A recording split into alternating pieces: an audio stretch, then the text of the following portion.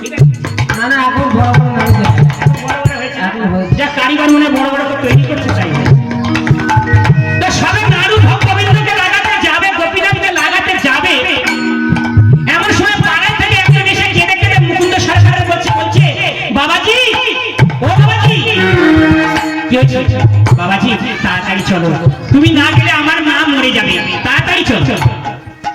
এদিকে গোপীনাথের সেবা, ওদিকে জীবের সেবা। তখন কি করবে ভগবানকে ভোগ লাগাবে কে? মনে পড়ে গেল ছেলের কথা, রঘু রঘু। ছেলে তখন এই প্যান্টটা ভিজতে ভিজতে, বাবা হ্যাঁ দেখেছি বাবা, হ্যাঁ এদিকে কি হয়েছে বাবা?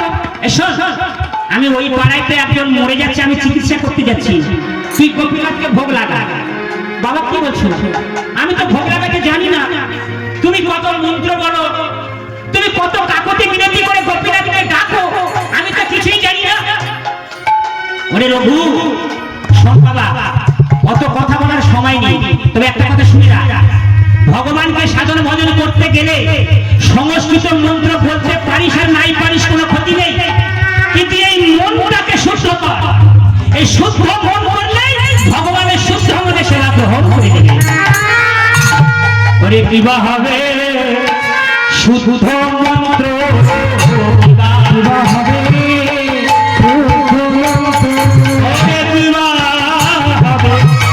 সংস্কৃত মন্ত্র,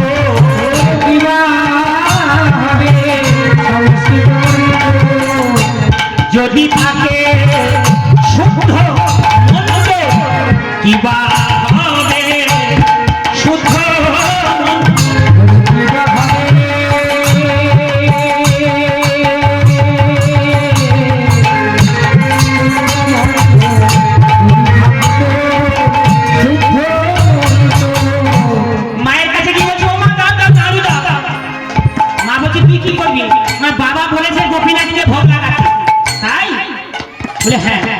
পারবি? আমার বাবা বলে তুই পারবি। 9টা নাড়ু করে দিয়েছে, সেই 9টা নাড়ু করে নিয়ে ছোট্ট রঘুনন্দন গোপীনাথের মন্দিরে গিয়ে বলছে, গোপীনাথ নাও নাও সেবা করে নাও। ও গোপীনাথ, আমি শুনেছি তুমি ধ্রুব মহারাজের হাতে সেবা পেয়েছো, তুমি প্রহ্লাদের হাতে সেবা পেয়েছো, না না খেয়ে নাও। আর গোপীনাথ পাথরের মূর্তি, কথা বলে না, কথা বলে বলে না, তা কথা যদি না বলে খেতে দাও কেন? ভাবটাই হলো আসল জিনিস। কেউ ভাবে ওটা পাথরের মূর্তি, কেউ ভাবে ওটা মাটির মূর্তি, আর আমরা ভাবি ব্রজেন্দ্র নন্দন কৃষ্ণ সাক্ষাৎ প্রাণবন্ত। তিনি সেবা করে। জগতে সবচেয়ে ভালো ভালো খাবার ভগবানকে দিতে হয়, আরে ভগবানকে দিয়ে সেটা প্রসাদী করে তবে নিজে সেবা করতে হয়। যদি সেটা না করে তাহলে গীতায় বলছে তুমি চোর,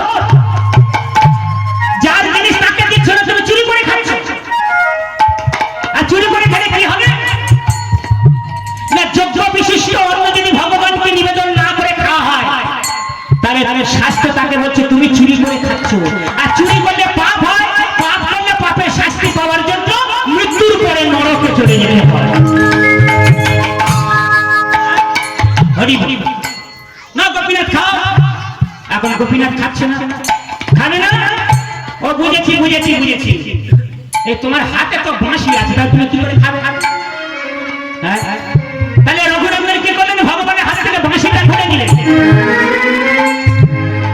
মাথায় চূড়া ছিল ময়ূর পাকা, সেটাও খুলে দিল। এবারে দেখছে খা। ও তুমি লজ্জা পাচ্ছ না? দরজা খোলা, জানালা খোলা, তাই তুমি লজ্জা পাচ্ছ? ঠিক আছে ঠিক আছে, জানলা দরজা গুলো সব না, এবার খাও। গোপীনাথ নাড়ু খাও, গোপীনাথ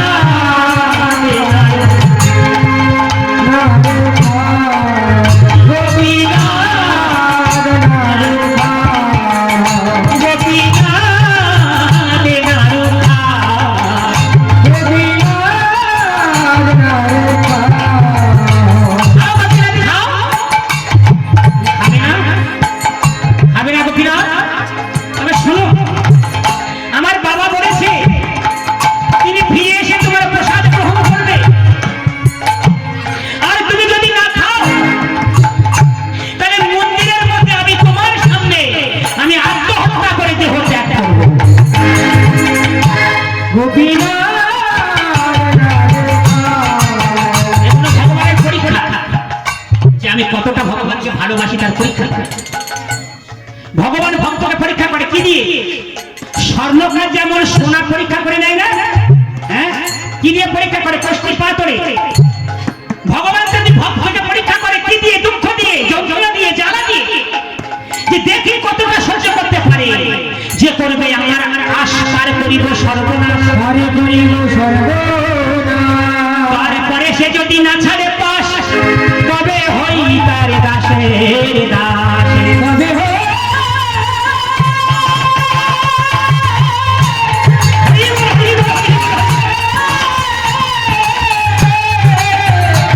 তবে হই তার দাসের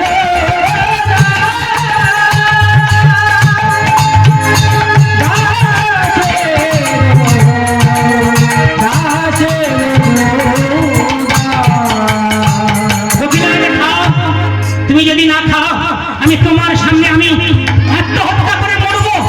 সকালে উঠে লোকে বলবে যে তোমার সেবার কারণে আমি দেহ ত্যাগ করেছি, খাও।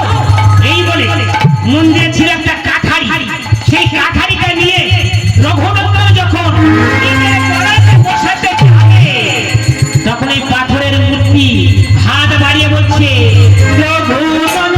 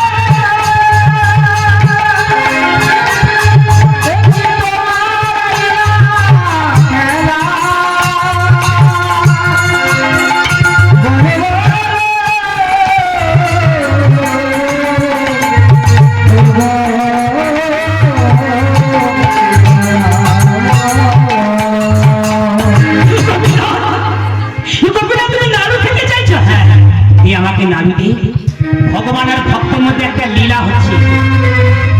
জীবাত্মা পরমাত্মার সঙ্গে লীলা চলছে। ভগবান হলেন পরমাত্মা আর আমরা হলাম জীবাত্মা। ভক্ত ভগবানকে খাওয়াচ্ছে, না গোপীনাথ খেয়ে না, একটা একটা করে নাড়ু গোপীনাথকে দিচ্ছে, আর গোপীনাথ হাত বাড়িয়ে সব নাড়ু সেবা করে দিচ্ছে। মজাটা কোথায় দেখো, আটখানা নাড়ু সেবা হয়ে গেছে আর একটা নাড়ু পড়ে আছে। ভগবান মনে মনে চিন্তা করছে, আমার ভক্ত তো না খেয়ে আছে, আমি না ভক্তাধীন ভগবান, আমাকে বলে ভক্তের অধীন ভগবান। তা আমার ভক্ত যদি উপবাস থাকে, আমার ভক্ত যদি না খেয়ে থাকে, আমি কি করে সব খাই? যেইটা শেষের নাড়ুটা রঘুনন্দন গোপীনাথের মুখে দিতে যাবে, গোপীনাথ বলছে, দাঁড়া, কি হয়েছে? এটা আমি সেবা পাবো না, তুই হা কর, এই নাড়ুটা আমি তোমাকে সেবা দিয়ে দেবো। ছোট্ট রঘুনন্দন বলছে, না বাবা, মন্দিরের মধ্যে আবার কেউ খায় নাকি? মন্দিরের মধ্যে খেলে এ তো হয়ে যাবে, বাচ্চা ছেলে তো, বাচ্চার মতো ভাব। ভগবান বলছেন, কোনো কথা নয়, আমি বলছি তুই খা, হা কর। রঘুনন্দন বলছে, না বাবা, আমি হা করবো না, আমার বাবা প্রতিদিন ভোগ লাগায়, কোনোদিন মন্দিরে খায় না, আমি মন্দিরে খাবো না। খাবি না? না। খাবি না? না। আমার কাছে সরে আয়। এদিকে আয়।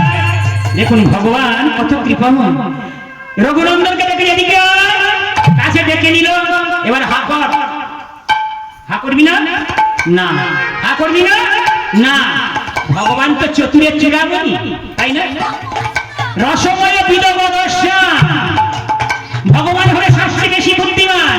বলে দাঁড়া, বলে কি করলো? রঘুনন্দনকে কাছে ডেকে নিয়ে এই জায়গায় দুটো হাত দিয়ে চিপে ধরেছে।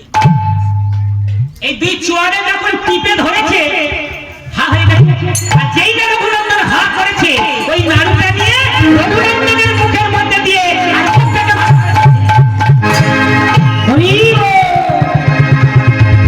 যতক্ষণ ভোগ মেরেছে ততক্ষণ ছাড়ি। খেয়ে নিল। দেখুন, ভক্ত ভগবানকে খাইয়ে আনন্দ পেল, ভগবানও ভক্তকে খাইয়ে আনন্দ। আপনারা বাড়িতে প্রতিদিন ভগবানকে খাওয়াবেন। মাঝে মধ্যে গোবিন্দ ভোগ চাল কিনে এনে পায়েস তৈরি করে ভগবানকে দেবে। ভগবান ওটা খেতে খুব ভালোবাসে। তিনি নবনীত চুরি করে খেতেন প্রত্যেকটা প্রজার বাড়িতে বাড়িতে গিয়ে। যেদিন করে বাড়ি নিরামিষ খাবেন সেদিন করে ভগবানের জন্য শাক অন্ন ব্যঞ্জন তৈরি করে মন্দিরে ঢুকে ভগবানকে সবকিছু দিয়ে দেবে।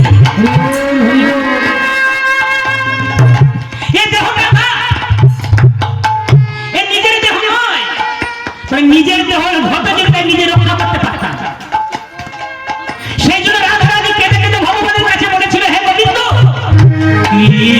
তুলসী দিয়া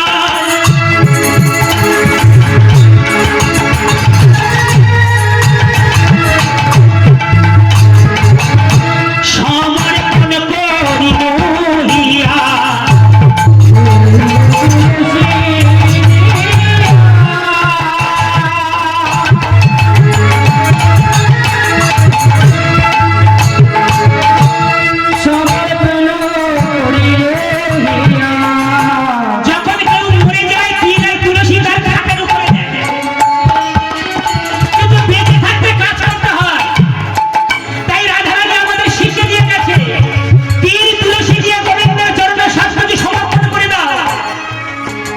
জীবন যৌবন সব সপিলা গোবিন্দ তোমার বলে কেহ মন প্রাণে সব সপিলা।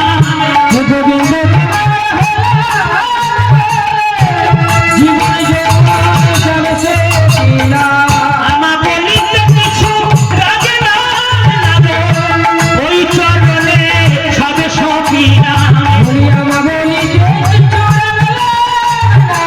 শুধু এ জনমে নয় জনমে জনমে,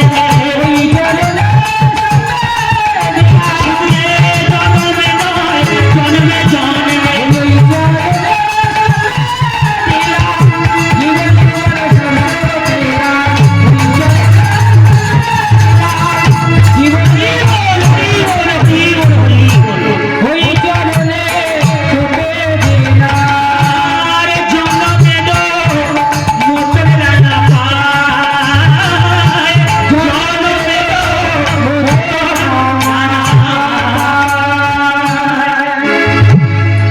এটাই হলো ভক্তের ভাব। আমি সাধু সঙ্গ করতে করতে এগুলো শিখেছি। হ্যাঁ, কি করে ভগবানকে ভক্তি প্রত্যেকটা মানুষের মধ্যেই আছে, কিন্তু ভক্তিটা মায়ার দ্বারা ঢাকা আছে। মায়া কোনোদিন ভক্তিকে এগিয়ে দেয় না। প্রতিটা মুহূর্তে মানুষকে বাধাপ্রাপ্ত করছে মায়া। মায়া কি? এই মায়াটা হলো বিষয়। আমার ছেলে আমার মেয়ে টাকা পয়সা জায়গা জমি মানুষকে ভুলিয়ে রেখেছে। এই দেখুন কত টাকা খরচা করে কীর্তন দিচ্ছে, ওদিকে দেখো বিন করাই বাগানে গিয়ে বিন করাই ভাঙছে। বলে কেন বাবা? এটাই হলো মায়া। কত টাকা চাঁদা রাখবে বলো, দিচ্ছি, কিন্তু হরিনাম শোনার সময় নেই, আমার ঢেঁড়স রাখতে হবে। এটা হলো মায়া। হাসি নয়, শাস্তি। মায়াটা কি সেটা বোঝাবার জন্য এগুলো উদাহরণ। একটা দিন কি সংসার ছেড়ে বিশ্রাম নেওয়া যায় না? ইচ্ছা করে, কিন্তু সব ইচ্ছা হয়। সেই জন্য আগামী বছরে চেষ্টা করবে সকাল সকালে ঘরের দরজাটা বন্ধ করে সকালে 8টার সময় চটে এসে বসে পড়া। আমি যখন আসি মাইকে হাত তুলে আজকে বাড়িতে রান্না করবে না, এখানে খাওয়ার ব্যবস্থা আছে। কত সুন্দর আয়োজন। এখানে বসে গান শুনবে, এখানে বসে সেবা করবে, আবার ঘুম পেলে এখানে তারপরে ওই মায়া সংসারে সংসারে করে গেল চিরকাল।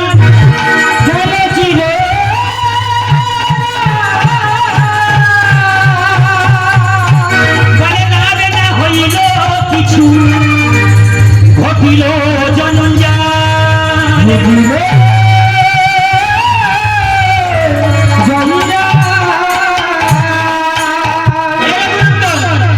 সেবা হয়েছে? হ্যাঁ, আপনি তো জোর করে খাইয়ে দিন। যা বাইরে চলে বলে রঘুনন্দন এবারে বাইরে চলে এলো। কটা নারী গিয়েছিল? 9টা, তাই না? এখন কটা আছে? একটাও নাই। খেলো কে? কে খেয়েছে? ভগবান খেয়েছে না ভক্ত খেয়েছে? বলে ভগবান খেয়েছে 8টা, ভক্ত খেয়েছে 1টা। এখন ফাঁকা থালা নিয়ে যেই বাইরে এসেছে, মা বলছে বাবা বড় খিদে পেয়েছে রে, একটু ভগবানের প্রসাদ দে। এখন বাবা গিয়েছিল কবিরাজি করতে, বাবা বলেছে গিয়ে প্রসাদ পাবো। বাবা কবিরাজি করে ফিরে এসে বলে কোথায় রে বাবা রঘুনন্দন? বাবা রে আমার বড় ক্ষুধা পেয়েছে, আমাকে একটা নাড়ু সেবা দে।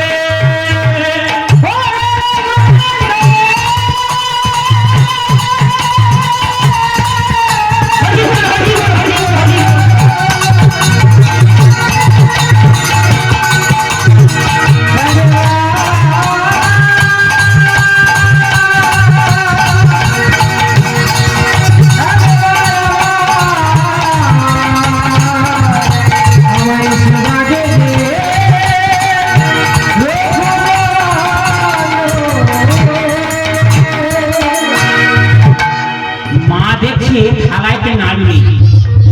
গল্প করে বলি। আমার গল্প আসবে, ঠিক আছে? আমি কোনো আনাড়ি কথা কীর্তনে বলি না। আমি আনাড়ি কীর্তনিয়া বলি, আমি বৈষ্ণব কীর্তন। যারা আনাড়ি কীর্তনিয়া আসলে আনাড়ি কথাই বলে, আর আনাড়ি লোকেরা বসে বসে আনন্দ পায় খুব খুব খুব। শাস্ত্রের কথা হলো কীর্তন। কীর্তনটা কোনো মন গড়া কথা নয়, মন গড়া ধর্ম নয়। মন গড়া ধর্ম শাস্ত্র কোনোদিন স্বীকার করে না। মা বলছে বাবা খেতে দে, বড় খিদে পেয়েছে। বাবা এসে বলছে বাবা রঘুরে খিদে পেয়েছে, খেতে দে। দেখছে থালাতে নাড়ু নাই। হ্যাঁ রে, 9টা নাড়ু করে দিলাম, কে খেলো? এখন রঘুনন্দন ভয় পেয়ে গেছে, মা সব গোপীনাথ খেয়ে দিয়েছে। বাবা বলছে গোপীনাথ খেয়ে নিয়েছে? বলে হ্যাঁ, সব গোপীনাথ খেয়ে নিয়েছে। বলিস কি? আমি ছোট্টবেলায় থেকে ভগবানের সেবা করছি, প্রতিদিন ভগবানকে সেবা দিই। তোর মা প্রত্যেকদিন 9টা করে নাড়ু দেয়, আবার 9টায় নাড়ু ফিরিয়ে নিয়ে আসে। কোনোদিন তো গোপীনাথ আমার হাতে খাইনি। এই জায়গায় অনেক শিক্ষার জিনিস আছে। অনেক বাবারা বলে এই জানিস, আমার বাবা জমিদার ছিল, আমার বাবা মুখ ছিল, আমি তার ছেলে, তুই আমাকে শেখাচ্ছিস? এখানে ছেলে হলো বাবার গুরু। বাবা বলছে চিরকাল আমি গোপীনাথকে সেবা দিয়ে আসি, গোপীনাথ আমার হাতে খাইনি, আর তুই একদিন সেবা দিতে গিয়ে বলছিস তোর হাতে খেয়েছে। নিজের লোক সামলাতে পারিনি, সবসময় খেয়ে নিয়েছিস, আর এখন গোপীনাথকে দোষ দিচ্ছিস। এখন ছোট্ট ছেলে ভয় ভয় গেছে। ভগবানের লীলা বোঝা হলো না। ভগবান তো লীলা করে নিজেই খেয়ে নিল, কিন্তু কে কার কথা শুনে? তার মা বলছে দেখলে তো, আমি বলছিলাম পুজো পারবে না, ওকে পাঠিয়েছে। ওই লোক সামলাতে পারিনি, সব মন্দিরে ঢুকে নিজে খেয়ে নিয়েছে, নিয়ে বলে আমি গোপীনাথ। আরে গোপীনাথ তো পাথরের মূর্তি, খায় নাকি? কিন্তু বৈষ্ণব মুকুন্দ সরকার মনে মনে চিন্তা করছে, তিনি তো শাস্ত্রীয় জ্ঞান আছে, তিনি মনে মনে চিন্তা করছেন আমার ছেলে কোনোদিন মিথ্যে কথা বলে না। বাবা আর মা এরা দুজনে ছেলে আর মেয়েকে কেউ শেখায় আচার, কেউ শেখায় বিচার। মা ছেলে মেয়েকে শেখায় আচরণ করে, কি করে লোকের সঙ্গে কথা বলতে হবে, কি করে আচরণ করতে হবে, কি করে সাধুগুরু বৈষ্ণবকে দেখলে প্রণাম করতে হবে। আর বাবা শেখাবে বিচার। শোনো বাবা, গুরুজনদের সম্মান দিয়ে কথা বলতে হয়, ঠিক আছে? এই শিক্ষার পরিবেশ বাড়িতে তৈরি করতে হয়, না হলে ছেলে মেয়ে কোনোদিন মানুষ হবে না। বাবা মা বসে থাকবে টিভির সামনে, ছেলেকে বলবে যা বই পড়তে যা, কাজ করা। আগে বাবা মাকে নিয়ে গীতা ভাগবত নিয়ে বসতে হবে, ছেলে মেয়েকে পাশে বসে বলতে হবে বল ঈশ্বর পরম কৃষ্ণ সচ্চিদানন্দ বিগ্রহ মচ্চিত্তমূল বদ প্রাণ বোধয়ন্ত পরস্পরম দুঃসংতি চরমুক্তি চর। ওরে আমার কথা শুনে আমার ভক্ত করে পরমে আনন্দ লাভ করতে পারবে। ভগবান জীবের কাছে কি চেয়েছে? কুরুক্ষেত্রের যুদ্ধে শেষ হয়ে গেছে, ভগবান অর্জুনকে সারা গীতার উপদেশ দিয়েছে। আমি এখানে অনেকের বাড়ি কোথাও দিয়ে গেছি, জানি না পরে কি, পড়াশোনা সবাই জানে, কিন্তু আমার মনে হয় লাল কাপড় জড়িয়ে শোকেসে রেখে দিই। পড়তে হবে, স্কুলে গেলে যেমন বই পড়লে তবে পাস করতে পারবে, তেমনি গীতার কথা পড়লে তবে ভগবানকে জানতে পারবে। আমাদের সেখানে সংসারের নিয়ম আছে, বলে প্রত্যেকের বাড়ি গীতা আছে, কিন্তু কাপড় জড়িয়ে মন্দিরে আছে। লাভটা কি হবে? গীতা তো কাপড় জড়িয়ে রাখার জন্য নয়, গীতা পড়ার জন্য। নিজে পড়ে না বুঝতে পারলে সাধুর কাছে যাও, সাধু গীতার কথা পরমাত্ম বুঝতে পারবে। তাই গীতাতে ভগবান বলছেন অর্জুন,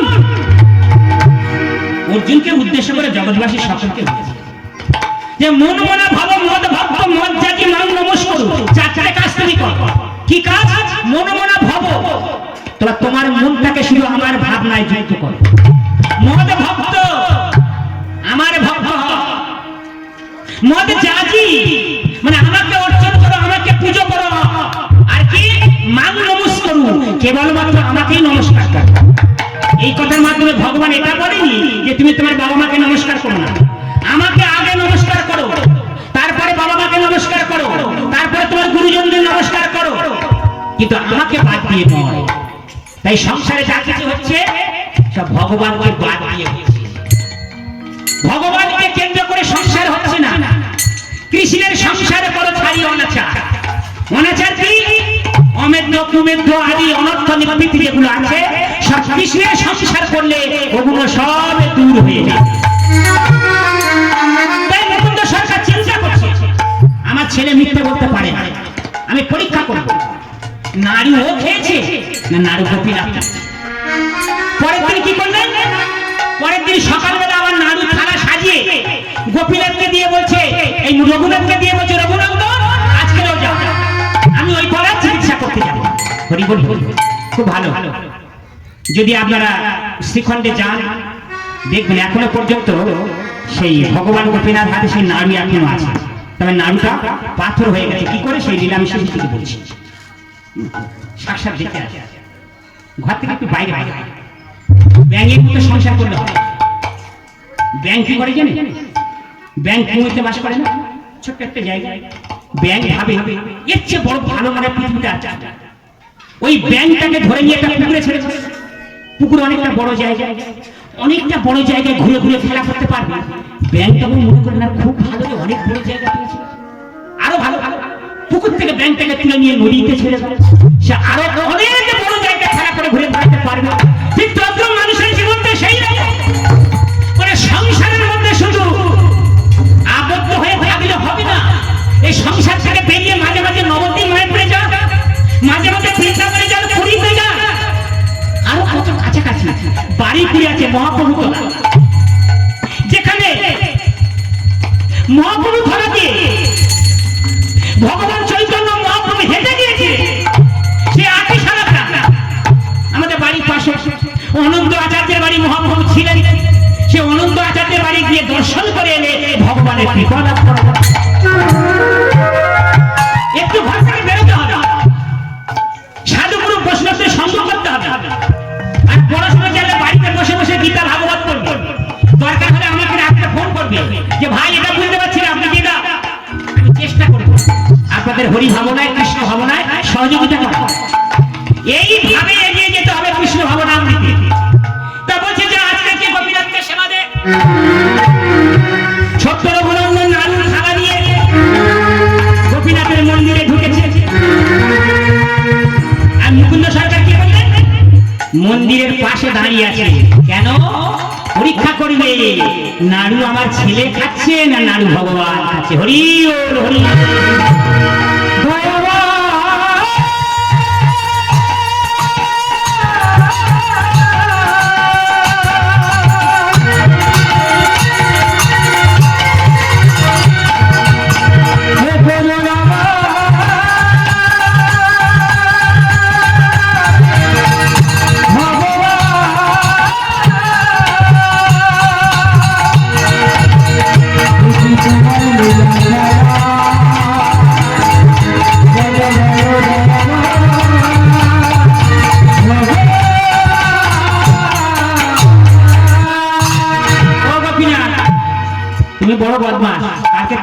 খেলে আর আমার বাবা বলছে আমি নাকি খেয়েছি।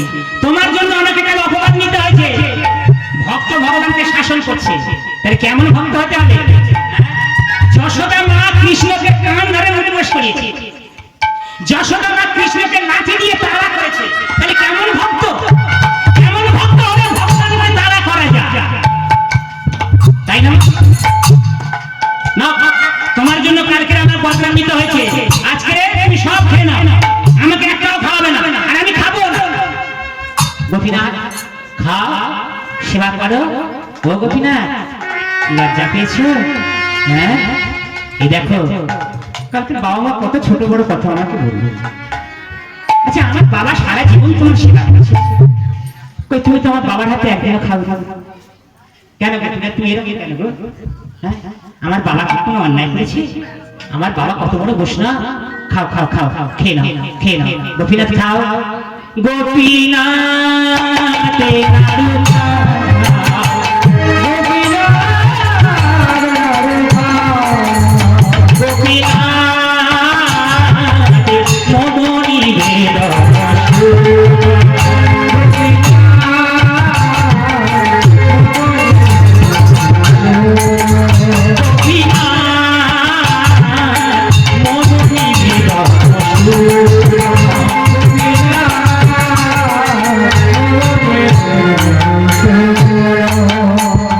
নিবেদন করা মানে আবেদন করা, ভগবানের কাছে আবেদন করতে হয়।